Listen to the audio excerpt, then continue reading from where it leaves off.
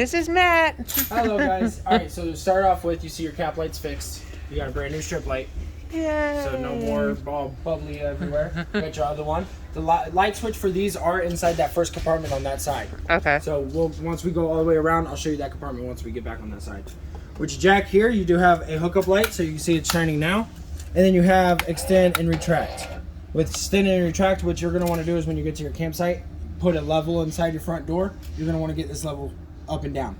Once it's level up and down, you do have an auto leveling system inside the door as well, which will go ahead and let down your stabilizer jacks. Stabilizer jacks are just meant to make contact with the ground to keep this from rocking around. And they're not meant to lift the RV or nothing like that. You don't want to use them to lift the RV to change a tire, nothing, anything like that. Once you go to that side onto the tires, I'll show you guys how we suggest you do the tire system, because RVs do not come with jacks. They don't come with lug wrenches, stuff like that. So that is stuff you're gonna But this has an aftermarket auto level. Yes, it does. That lifts it. Yep. So separate from the stabilizer jacks. Separate. So that changes some of this, right? Nope, your stabilizer jacks were bypassed and it is your auto leveling system now. Oh, okay. So your auto leveling system is your jacks and everything else like that. Okay. Even with it being a auto leveling system, we still tell people to put the bubble level inside just to make sure it's leveling properly. Okay. We already did that. We know how to calibrate it if it does get out of calibration again. So if it ever does that, you got your owner's manual, or you can always call us and we can walk you through it. Okay. So up here, if this ever gave up on you for whatever reason, you can chase these cords. Once I chase these cords, you'll see that there is a fuse right here. So that fuse right here is for that jack. So if for whatever reason that jack's not working, this is going to be my first check. I could take a light or something, shine it right through. If I shine it through, I see that that fuse is good. It's not burnt. It's not broken off from each other. You're looking for that middle part right there. If it's all good, we know, and the jack's still not working, the motor of the jack may have gave up. Now we're stuck, we're at a campsite, we're trying to go home, we can't get this jack to work, the fuse is good, the jack's still not working. You can remove this right here, and there's a manual crank right there. Oh, that so sounds now fun. you can go ahead and manually crank this up and down. Look, not it. I put that on him. You have your chains down here. So one of these chains does have a tag on it. This tag right here, you want to leave on these chains. For whatever reason, the ring's starting to get old, it's starting to break off or whatever, you still want to take this chain off, put it somewhere safe. This right here, you take this to our hardware store. This will let that hardware store know what kind of strength chains and what kind of chains you're going to need in case you need to get longer chains for what you get a different tow vehicle or anything like that. And then of course up under here you have your battery. It is a brand new battery. So then the battery, you do want to make sure you want to pop this cap and this cap. There's a little pop right there and then a little pop right there. Once you pop those up, you're just looking for the water to be above the cells. It's a deep celled battery. And you guys checked that? Yes, sir. Good? Or ma'am, Okay. sorry. Yes, ma'am. So we already checked all this. It's a brand new battery. We actually, the old one that was in it wasn't no good, so we went ahead and put a brand new battery in it. Big thing is when you do go to winterize this, if this is not going to have a constant charge on it, or if you're not going to have this stored inside somewhere, you're going to want to take this battery out. Okay. Because it does have water in it. It will freeze if it does not receive a charge. Okay, so Now, if I have this plugged in, let's say I know this is a 30 amp, but if I have it plugged into a 15, will that keep the battery okay? Yep, a low trip charge. Yep, as long as it's got some kind of charge going to it, it won't freeze on you. Okay. But as soon as it doesn't have a charge, it's gonna freeze. Okay. So then these two little clips, you have one on the front, one on the back, that slaps down, and then you also have a strap as well I'll put on at the end of the demonstration. Okay. And for the other two things here, we have your 7-way cord, which of course is where you're gonna get all your running lights and stuff like that. And then you have your breakaway cable right here. So what this does is, God forbid, your vehicle breaks away from the ball, they become separated. This right here pulls out of this box, locking these brakes up. So now this ain't gonna go rolling past you on the highway. And then with the LPs, you do have a cover. That's your cover right there, that black cover right there. That is your cover that goes right on top of them. The strap that's on top of the cover just goes right underneath to keep it secured. You do have two tanks, both of them are full, so you don't have to worry about leaving and getting gas on them or anything like that. This side right here, you see that the arrow is pointing this way. So right now we're drawing off of this tank. So with this tank on, there is a little flag in there. I'll let you squeeze in there real quick. It's green right now. So you kind of see it's green. As this tank starts going down, that will slowly start flipping to red. Once it's fully red, that's kind of your gauge to let you know, hey, this is empty. Once this is empty, I can just flip over my supply to this side, anytime I go to open my tanks, I'm going to want to open them up slow at first until I see the gas shoot through here or hear the gas shoot through here, and then I can open it up the rest of the way. Now, if you open it up too fast, you can lock out the regulator. It's okay if you do that. It's a simple fix. You'll just tighten your tank, shut it back off, and you're going to unscrew this. You'll hear that pressure shoot like you just did, and then just go ahead and unscrew it, let it sit there for about 3 or 4 minutes, and then come back, screw it on, and then whenever you go to open up that tank again, this time just open it a little bit slower than the last time you did it. So is there one that auto switches? There is not. They Okay. haven't made any yet. Okay. You would think with all this automatic stuff they're coming out with, they would got the regulator part down yet so far. Okay. Any questions up front? That was a lot of information to take in. No, it's good. So we're going to slide this way. Now with the slide out, you do have some maintenance. With this slide out, your tracks are on the side and up top, and it's going to be the same for this slide out on this side as well. So you only got the 2 slide outs. You got this guy and this guy. Now these are the Swintech models. So with the Swintech models, they have the tracks on the side. Your motor is right behind here with a gear. While that gear is rolling, that's what's moving this in and out. That gear is rolling, moving this. So about every 30 days now, if it's stored for the winter, this is going to go with you at the end of the day. Okay. If you're storing it for the winter, do it before you store it for the winter, and then do it when you take it out from storage. Did you already do it? Yes, it's already been done. We use a dry slide out lube, so it's almost like a white lithium grease. You would just spray right on this track, spray on that top track. Same with the other side. On the other side, you have 2 more tracks. Same thing with that slide out, and then bring this in and out 2 or 3 times. Okay. Now, in the spring and summertime, you're going to want to do it every 30 days. But like I said, in the storage for winter, of course, it's going to be in storage for a couple of months for winter. You don't have to worry about going to the storage unit every 30 days and moving them in and out, nothing like that. And then right behind there, you want to do a rubber conditioner. So rubber conditioner is going to do this rubber seal up, across, and back down. The reason you're doing that is because sun just beating on that rubber all the time, it's going to get dry, it's going to crack, almost like your tires do after it's been in the sun a long time, they get dry rotted. This rubber will do the same thing if we don't keep it conditioned. Okay. So you're going to want to make sure you do that as well. We've already done that as well, so you won't have to worry about that for another 30 days. I would still do it if, say, you go to winterize it next week. I would hit it one more time and then store it. Say on the top too, or just the sides? Yep, sides, and you're going to do that. There's a top one as well that goes all the way across. It is a walkable roof, so you are able to get up there. It's a 1,000-pound walkable roof. So that's where you would want to go up there and check your roof seals. You're going to want to do that every spring and fall. So that's more of a every 6 months type of thing. We've already went up there and did that as well. So anything that we saw cracked or bubbled, we cleaned and then went ahead and put new sealant on top of it. So you're good up there. As you see, one of your cameras are on this side. I'll show you your other camera once we get to the other side. So your cameras have been installed. They already do have some silicone. Just make sure they're all nice and sealed. No water's getting up behind them. You have tire and trailer information right here. Let you know your gross weight, what your tires can hold. Your tires have been brought up to the pressure that they need to be, and all the lugs are torqued to 100 foot-pounds. Okay. So all nice and tight, ready for you. Generator's right under here. Now you can start your generator from out here, or you can start the generator from inside.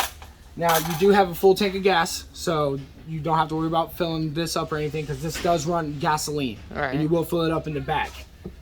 You would open this up by just turning these 2 knobs, and then this actually just pops right down. Once that pops down, there's a circuit breaker back here. So when I first started working on this thing, I could not get this to crank. I could not get this to crank because of this switch right here. There's a breaker right there. So it's kind of like try to shove your phone in there so you can see it. Because if you're ever trying to run this and you're like, oh, why is it not turning on? It's most likely that breaker right there. Okay. So sometimes that breaker will pop itself just to protect the system itself. If it does that, just come flip the breaker. Once you flip the breaker, you hold stop until the light shines. As soon as the light shines, hold start.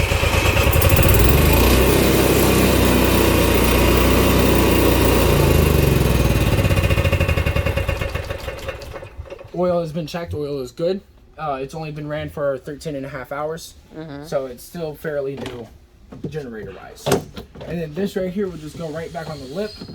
You would slide that on, pop that in its hole, pop that one in its and lock. Now, what kind of maintenance do I need to do on this? Like run this every month or what? So this right here, yeah, I would run it if you're not using it frequently. I would, just like a car, run it every 3 weeks to 4 weeks. Just make sure it's running nice and neat. For how long? I would do 5 minutes. Oh, okay. You just enough for it to get warmed up, and then you can shut it back down. Okay. You just don't want it to be sitting for too long, the gasket bad in the line or anything like that.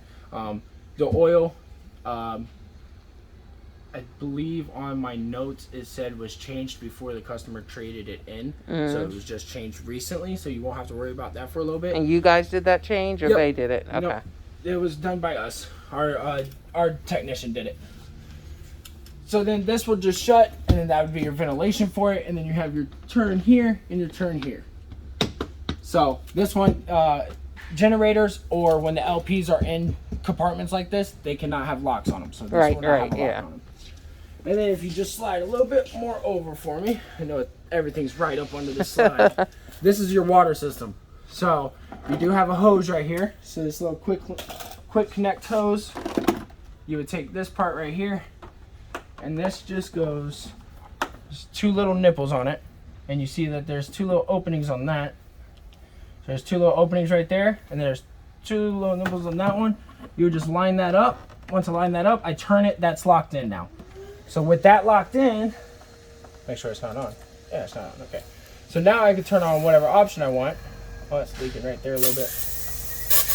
I have to tighten that up. So you have hot or cold out here. So you can run either or, whatever one you feel like running out here. And then for whatever reason, if it is leaking like it is now, which I'll tighten that up, that's why you have this drip pan right here. So this way, this drip pan is to protect. Then you have this little grommet right here. The last owner left this. I didn't know if you guys wanted it or not. I left it in there. This right here is an opening, so you can bring a water hose through, because this is where you would put your water hose if you needed city water. So if you go to a campsite that has running water, you can run your water hose through here, up through here, plug it in. So now I can close this door and lock it, because this one has a lock on it. So nobody's messing with my stuff at night inside this compartment. If I needed to fill my tank, I'm going to a campsite that doesn't have running water. I'm going to like the Indiana State Dunes from around here. They don't have no running water out there. So if I wanted to go camping out there, it'd be considered dry camping. So therefore, I would need my fresh tank filled. So that's why the knob is here now. I have water in the fresh tank to show you your pump working and everything else like that. Because with city water, this light is dying, man. It's brand new too. With city water, you do not need the pump. That's already pressurizing your system. Okay. With fresh water, you're going to need the pump, because that's sucking the water from your tank to your faucets. Okay. So no pump. Pump.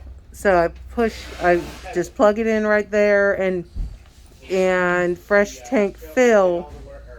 So when I want to put water in my tank, I plug my hose in right there, flip it to fresh tank fill. Yes, ma'am. Okay, and then when I'm at a campsite that I have water, I flip it to city water, and it'll just... And then just turn it on. Okay. Now, with the city water, you do want to may look into a water pressure regulator. Yes, we have that. Okay, cool, because you do not want to go over 70 psi water pressure in these things. You will blow out your lines. So I tell a lot of campers usually, and these are motion sensed, I tell campers typically keep it around 50. That's good pressure. It's enough to take a shower. It's almost like at home. You got enough pressure there at 50 psi. You don't want to chance it, something blow, and then now you got to spend more money. Outlet out here, and any of your outdoor outlets are GFCI protected. And then if you go to a campsite that has satellite or cable, this is where you would plug that into, and then it would go straight to your TV. And then of course you have your battery disconnect. So if you're not going to use this at springtime, you want to make sure there's nothing running on that battery, that the battery's not being drained, because you got another trip planned in 3 weeks. You don't want to have to go to get ready for that trip and the battery's dead now. You would want to turn this completely off and unplug it. Nothing is going to that battery now. That battery is not drawing anything. And then, so when you're saying like for the winter, if I didn't have it plugged up, I would hit that battery disconnect, pull it out, and then I take the battery You out? would have to take the battery out. Yep. And then you would just store the battery in a basement, garage, just somewhere just not getting freezing. Yes, yeah. And then all your doors do have magnets on them, so they will magnetize to stay out of the way. So if you are doing something in there, now you don't have to worry about this. No more clips, so if you go to pull the door too hard, you're not breaking off the clips like they used to, and then that door would shut. Right here, it is a 30 amp system. This whole entire cord is yours. It's probably about a 25, 30 foot cord. Warning sign under the plug-in is just letting you know this is a 30 amp system. Do not exceed that. With the 30 amp system, you do have the two ACs. On 30 amps, you're not able to run those two ACs at the same time. You have to run one or the other. Does it regulate that? You have two different thermostats. Right. Yeah, so it all depends on which one you want to run. You would go to your front room thermostat in your bedroom. You run that one. If you didn't want to run that one, you wanted to run the main one, you can run the main one. Now, either one you're running, it's still going to be going through all the vents. Okay. So it's all on the same ventilation system. Right here, black tank flush. So what this is going to be is your black tank is all your nasty toilet water. So what this is doing is you're shooting water into that tank, getting any like tissue paper or anything that was left on the sidewalls, spraying that off and getting it go down. Caution signs letting you know if you got water going into this, that black valve has to be open. Oh, Because okay. if not, it's going to be trying to come back out of your toilet. You don't want to have that happen. No. So up under here, That'll just make it even more gross. exactly. So up under here, you'll see there's a couple of different things I need to look at. Floor's a little wet, so you have your exhaust pipe right there. So that's what that is. That's your exhaust pipe for your generator. The red and blue you see right there, those are your low point drains. Yeah. So you get done camping, that's going to be where. Come on, light. So that's where your I can see it. Don't worry. your faucets are gonna. You're done camping. You need all that water out of your faucets, everything else like that. That's where you're gonna open those up. Gravity does the work to get all the water out of your faucets. Then you have 3 valves right here. You have 2 gray and a black. So the reason you have 2 gray is because you have 1 gray that does your kitchen. It catches all your kitchen and washer or dryer if you had that option, and into one tank, and then your bathroom, shower, and sink water goes into one tank. And then your black, of course, is your toilet water. And then this would be your sewage connection. You would hook up your sewage tube, our connection's right there. So we'd hook up our tube, run it to our connection. A lot of campers, they'll pull black first because that's all your nasty stuff. Yep. And then you do gray after that because that's going to be all your soapy water from you doing the dishes, taking showers, stuff like that. So that's going to give your sewage pipe your first little clean, give this a nice first little clean. And then as soon as people are done with that, they usually close the grays back, open the black back up, and shoot water into this. And then that will clean that all out, and then they'll shut this water off, wrap everything up, and be done with it. Okay. Now, if you ever go to a campsite and you're like, oh, we're gonna stay here for 2 weeks, and they have a permanent spot where you can actually like put the sewage hose and keep it hooked up, so you don't have to come out here every week and do it or something. Now, if you do that, you can keep the sewage hose hooked up, but make sure you keep those valves still closed, Right? Because any of the sewage gas can creep back up into the RV. Any questions so far? Nope. That's Try not to go too RV stuff. No. We've RV'd before, so it's not. Just, Okay. So you're just- not new. It's not new. We haven't have a travel trailer. We have the Class A and a fifth wheel. So. Oh, so this is gonna be nothing. So this is a Dometic. So with Dometic, they do not require the alloyed rods. So this is an aluminum tank. So there is going to be no rusting on the inside of the tank. A lot of your other water heaters, you have a rod right here that comes out and that protects the inside of the tank. You guys don't have to worry about that. You just have this little plastic cap right here. That's what's keeping the water in. I don't know if this is going to be pressurized. So back up just a little. I'd rather spray me than you. So you see how I pull that and I see water comes out immediately? That indicates to me, okay, this is full. I can go ahead and go inside, turn on my gas, turn on my electric, turn on whatever I want to use. Now, when we go inside, you're going to see that the gas switch is on, but you don't see no gas shooting right now. That's because once this gets up to temperature, the gas stops. It's not going to keep, just like your furnace. Once your furnace gets up to 85 degrees where you wanted it, it's going to kill itself, so it's not just constantly running your LP. So right now, we're already up to temperature. The way I can tell is, like I said, we have gas on right now, but the gas is not shooting right now, so that lets me know we're up to temp. I turned this on probably about 20-25 minutes ago. With the gas and electric on at the same time, you're going to get hot water in 20-25 minutes. Okay. So I knew you guys were coming. I needed to get hot water quick to show you your system working, so I turned on both options. And as you can tell, the flame's not shooting, so we should be up to pressure inside already. And then you got gas only. You're looking at about 30 to 45 minutes before you get hot water. With electric only, you're going to be looking at 45 to an hour before you get hot water. And then again, with both of them on at the same time, you got hot water in 20 minutes. How did you set both of them to be on? Is it just It's all going to be because inside. it's all okay? Yep. Okay. So it's all going to be inside. And then with this right here, if I go to pull on this, like say I empty this out, I'm going to fill it for the first time. We're going camping for the first time. I just screwed this on. I turn on my pump. My pump starts pumping the water into here. Once my water gets into here, that's where I would go ahead and check this. I hear that air purge out. If I'm hearing nothing but air, don't turn on your elements yet. You want to make sure you got water coming out first. A lot of campers will go inside, open their hot water side of their kitchen faucet. You'll hear air, you'll hear it until it comes out with straight water. Once it starts coming out with straight water, you can shut that off, come out here, check this one more time, just make sure it's got water coming out. As soon as you see that water coming out, you can go inside, go in and turn on your options. Okay. There will be a fault light I'll show you inside for the gas. The gas takes 3 attempts to light. After that 3rd attempt, if it cannot light itself, it's going to send you a fault sign letting you know, hey, either A, you forgot to turn the gas on, or B, maybe it's running a little low. Or sometimes when you switch out a gas tank, a little air gets into the line, so it takes a couple of tries. So if it does that, what do I need to do? I need to check those things and then... So do your checklist. What I would do first, if it sends me that fault sign, I would shut it off, turn it right back on, let it do the 3 attempts again. Maybe there's just a little air on the line or something. After that, after I do it a second time, if it still does not let me light this, that's where I would go to my tank, make sure I turn my tank on. I've done it plenty of times where I'm like, this thing's not working. No, I just forgot to turn the tank on. Okay. So it does happen. So you check the tank. If the tank is on, maybe the tank's going low. So that's where you'd want to check that green and red flag. Maybe it's more closer to the red. Maybe it's just not enough gas getting into this to keep it lit. Okay. And this would just close like so. And then you would pull this and twist to lock it in place. So now this won't go anywhere on here. Right under it is your furnace. So with your furnace on, this will be hot. It comes hot out. Top is your intake in. So it's going to be sucking in any cold air and then exhaling all the hot stuff that it's building up and pushing into the camper. Right, like it says, do not block this. You don't want to impede any of the airflow. If something for whatever reason did start blocking this, the furnace will catch it eventually and shut itself off as a safety feature, noticing that it's not being able to breathe. Other thing, in spring and summer, a lot of people get bug screens for these. Yeah. But if you're going to use them in the winter time, you're going to want to take those bug screens off. They can also impede the airflow. Oh, So you're going to want to keep those off as well. Other than that, it's not really on the hangout side. I call that the hangout side because that's where your kitchen, your awning, everything else is. So it's not really on the hangout side, but with the kids running around, you want to make sure the kids, if you got this on, it's not going to rest on this or something that will burn their hand a little bit. I think you'd have children. Oh, I do. I got two. There you go. I got a 2.5-year-old and a 10-month-old. Oh, yeah. So I got same thing on that one. Track here, track there. This right here is going to be a stove vent. So if you're cooking inside, you would want to come out here and open this up. And then when I go to my stove and I turn that fan on, that's how that smell gets out of here. The reason you got to close this back like that is 2 little snap here. See if my light will cooperate with me for 5 seconds. That's all you got. That's all you got. I saw it, though. I saw it. Man. Had it a week. Like, come on.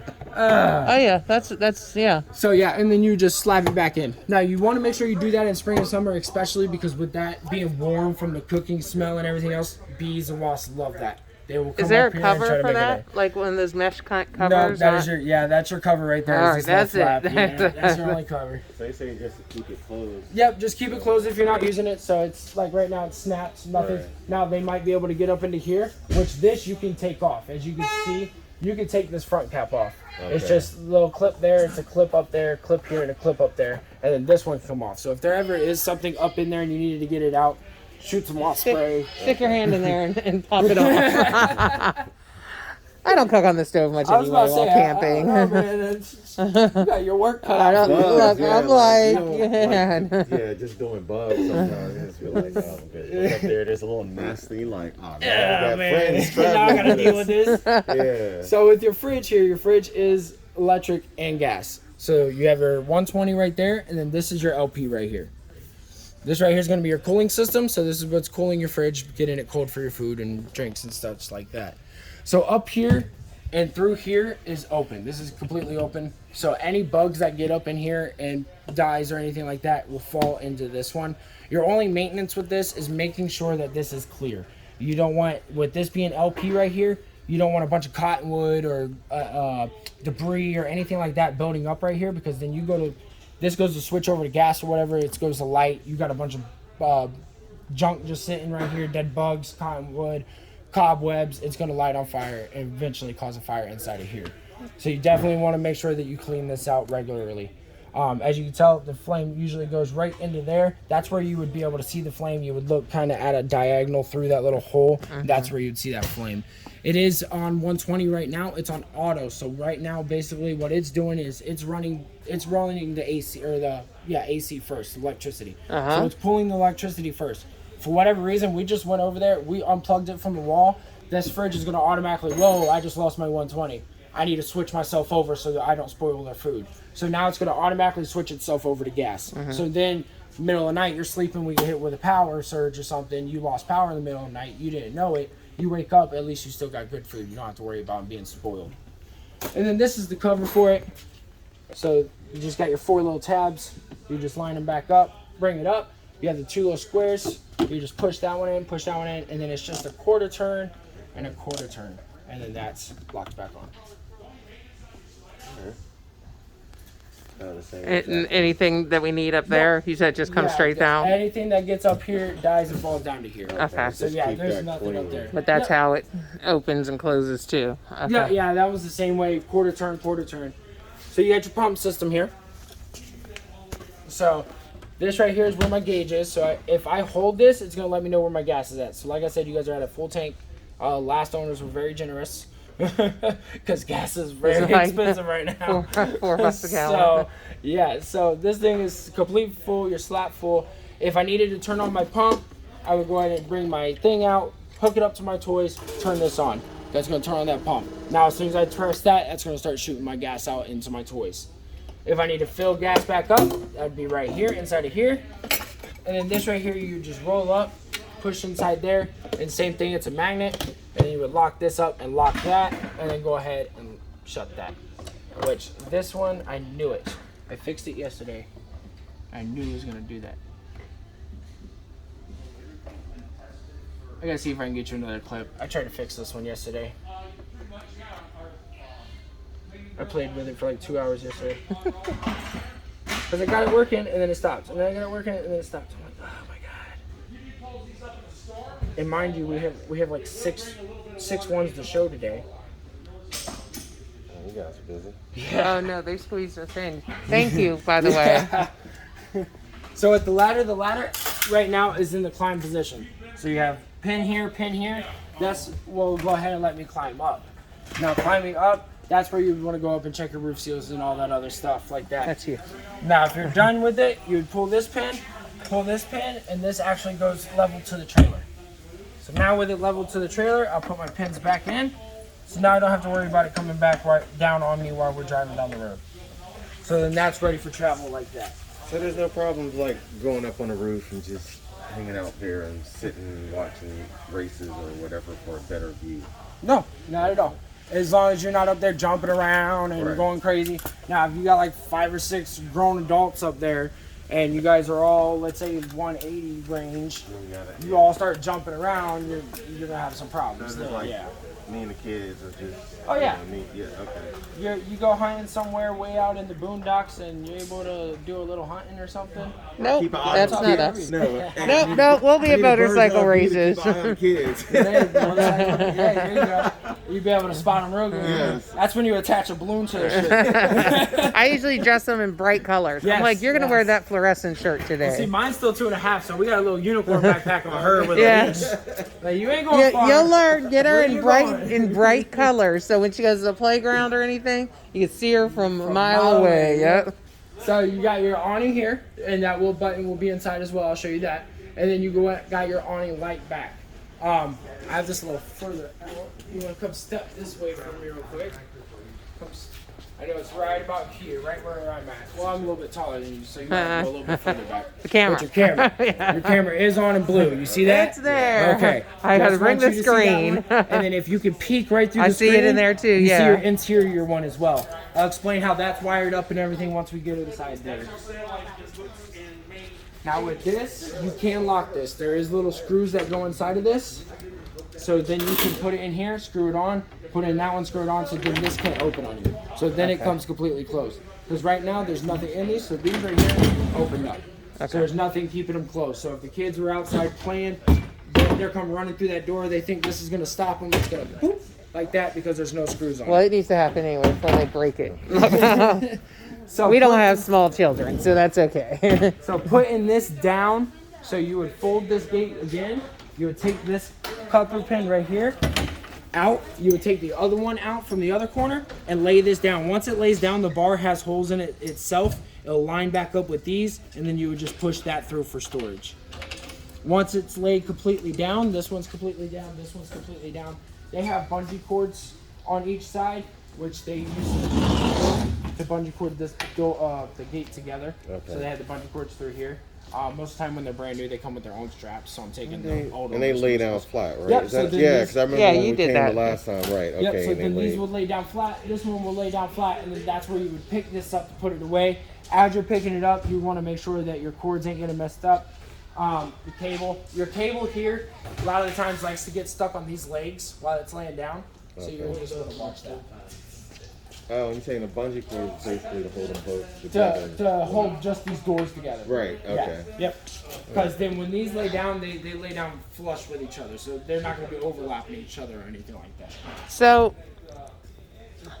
to get this into ramp mode, Yep. So ramp mode's real simple. Pull this pin, pull the other pin, drop it. okay. Yep.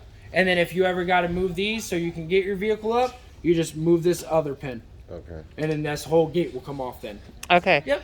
So they said Didn't make that it too difficult. we are ordering a part for this with the doors, remember? He said there's a part on order. I don't know if he was talking about like there was something here. I remember he said it was Stairs? a part, but I No, can't. no. it wasn't. I There know was they something build for stairs. the gate he was saying, but I can't. Oh no, those remember. kids can jump. I can't remember what it was that he said. But he Yeah, there definitely was said- something that he said there was a part that was on order. I don't know. 'Cause the last time we were here, I remember him saying. I thought he said something, but I can't remember what it was. Check on you. Last second about the cameras yesterday either, so I didn't even know what the camera was. So I was like, oh god. Got So your, I came got in an hour in. early extra this morning to make sure I got his cameras going.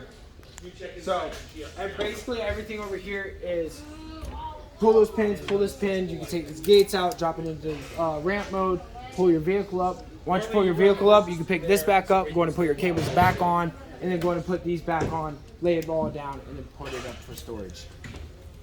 Okay. Oh yeah, just hold him up. Back and to, just- yeah, because you did that last time we were here. Yeah, you, so Here, you. yeah. Yep, so you just relieve a little bit of the pressure. That takes that pressure off that cable. So now you can just pop that out. Water with pressure it. back here at the sink back So here, we're- cold and hot. Well, we take them off and put it back up. Do we attach them back, or do they just, or if we left them off, do they just go somewhere? Yeah, if you left them off, you wouldn't have to worry about attaching them back or nothing. You Microwave just, out put them up here. against this. Okay. That runs off Gravel the them up where electricity. they just pass So you this have to be plugged into screw strip electric right here. Right. You should be safe. You won't have to worry about it getting pinched or nothing like that. Okay. Which even if it gets pinched, this is some strong cable. I don't think it's gonna damage it anyway. Air pressure's back here. And keep sliding. Storage there, some Awning outdoor with the speakers that play off the doors, stereo from inside. Yeah. I like your grill out here. So you have your big awning up front here. Oh, hold on. There's running lights and are the LED running lights or just the sides? No, your side lights and then your red ones on top are running lights. Okay. Yep, those are gonna be the running lights. What you need. You do have little catches out here. You would lock that in position when you're using I it. like the headgear. It looks like you about to crack a safe or something. Everybody say that. Shut that off. Change the light bulb. Push it on that. So big, huge awning. You do have your awning light all the way across, and then you see you got your two speakers for outside. Underneath here. Now awning all the way across. This is extended all the way. So once you see that flap come down and that bar exposed, you don't want to bring it any further out. You bring it further out than that, it's going to start rolling itself up backwards. If it starts rolling itself up backwards, you're going to put too much stress up here, and it's going to start gripping at that seam right there. Switch on the light right here.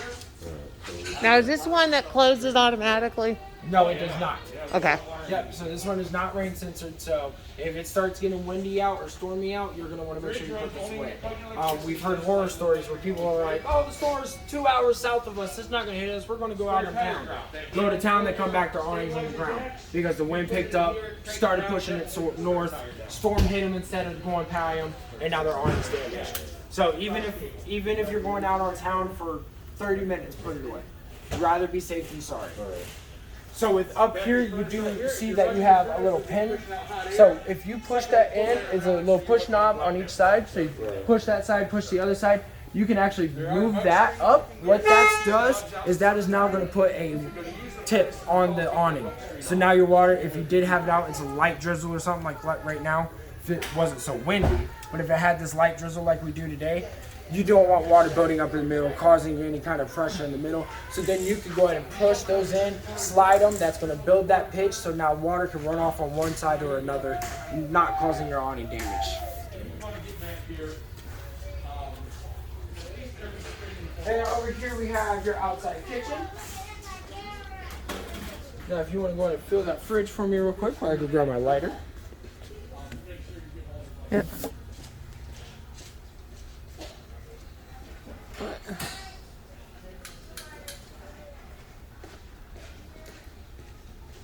So with this one, you do have your gas line. Did you feel that? Yep. Nice and cold? All right.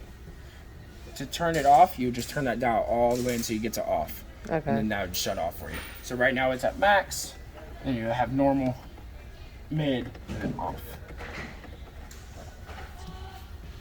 This one is 12 volt.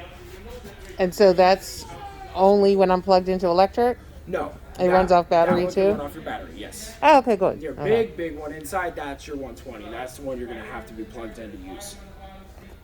Or gas. Or LP, Okay, yes, okay. yes. So you have your gas line back here, which runs, and then you have a little grommet right here. So it's a little cut in that they add a little plastic hole into. You run it through that. Once you run it through that, you have a quick link down here. So your quick link's down here. So that's where you would connect that gas. You have a valve right here. That valve like that locks it, can't open it up. If it's the other way, I can now open it and disconnect it. So right now the gas is on. With the gas on, you can come back up here. We can go ahead and unstrap this. Open this up. You have two fin blades. Go and grab them. And then you have little stands on the side for them. You can stand them on the sides. Then we go ahead and move this over to high. Give that a flick, high, and give that a flick. Then you have your outside grill. So now I can do outside cooking as well as I can inside. Now it does have a low option, so you can go a little bit lower. Just to forewarn you now, if you go low too fast, you'll make the flame go out. So if I try to go like real fast, sometimes the flame will shoot out on me. And then you just want to make sure this cools down. It's not all hot. As long as it's not burning hot, you can go and put this back down. Strap this back up. You would come back under here. You would flip that valve. So we would flip this valve right here. As soon as I flip that valve, you'll see how easy that comes out now. So I tell a lot of people it's a quick link. So when you go to hook it up, almost think of like an air chuck. It's the same kind of connection. So just like you would use on an air hose, it's the same kind. You would have to pull, push in, and then it releases over it. Give it a little tug to make sure it locks itself in, and then turn that valve. And then for storage for this, you would actually just kind of throw it up into here like that, because this door actually goes up and the grill stays on the door itself. There is a light in here as well, so you can illuminate your area. And this light, the light in that compartment on that side, the light on this side, which is right there, are all motion censored or always on or always off. So there's different options you can use for them. So as you can tell, I opened up the door, this light automatically kicked on for us. So now with that done, we can go ahead and pick this up. As I'm picking it up though, that's where I'm gonna just wanna watch that gas cord, make sure it's not getting crimped. If it's not getting crimped, now I can lock, and then I'll lock my metal one. And then that's ready for travel. Is that what it was? The little screws to keep the gate closed here. Okay, so these were already in their bag, so they ordered them extras? That's what, yeah. Because I already had them. Oh. Yeah. And they probably was in the bags and they didn't know. Okay. They were, usually they keep them in the drawer, so whoever checked it in probably already took them out. Okay, So they all right. didn't lose them. So now you guys got extras. Okay. I'm gonna go put these with the other ones before I forget.